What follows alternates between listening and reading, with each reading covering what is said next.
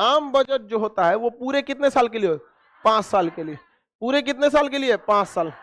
5 साल के लिए बताया जाता है कौन से बजट में? आम बजट। यानी पूरे 5 साल के लिए नहीं कह सकते, बजट तो एक ही साल के लिए होता है, पूरे कंप्लीट साल के लिए होता है, पूरे जो होल ईयर होता है ना, टोटल साल के लिए, मतलब एक साल का ही तो बजट होता है ना, अमूमन हर साल बजट दिया जाता है।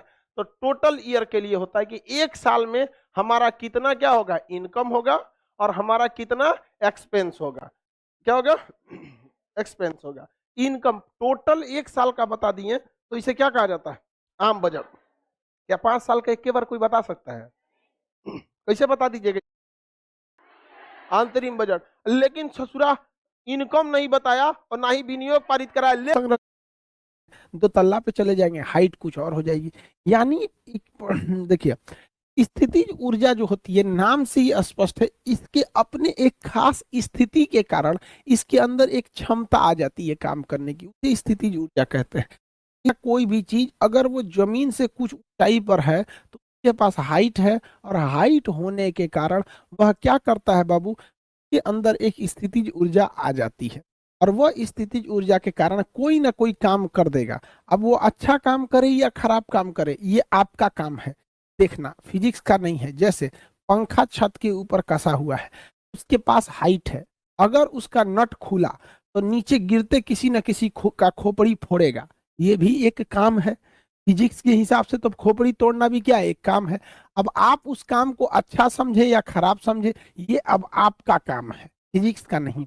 तो किसी चीज में अगर ऊंचाई आएगी तो कोई ना कोई काम कर देगा, और वो अच्छा भी कर सकता है, खराब भी कर सकता है। बिपिन रावत सर का हेलीकॉप्टर क्रैश कर गया था, उन्हें जो चोट लगी थी बिपिन रावत साहब को, या जो हेलीकॉप्टर क्रैश किया था, क्यों किया था? क्योंकि उसके पास हाइट ज्यादा थी, हेलीकॉप्टर की हाइट ज्यादा थी।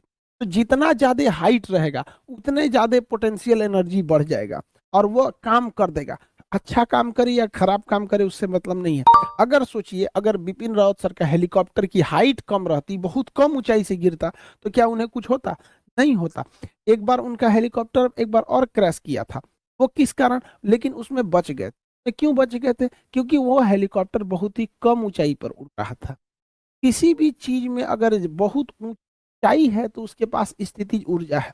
आप बताइए बाबू, क्या हवा में उड़ रहे जहाज और हेलीकॉप्टर के पास स्थितिज ऊर्जा होती है या नहीं होती है? होती है। होती है कि नहीं होती है? नहीं होती है? क्या बात कर रहे हो बाबू, नहीं होते? होती है, हाँ हाँ सर सर। साउंड प्रॉब्लम आ रहा है?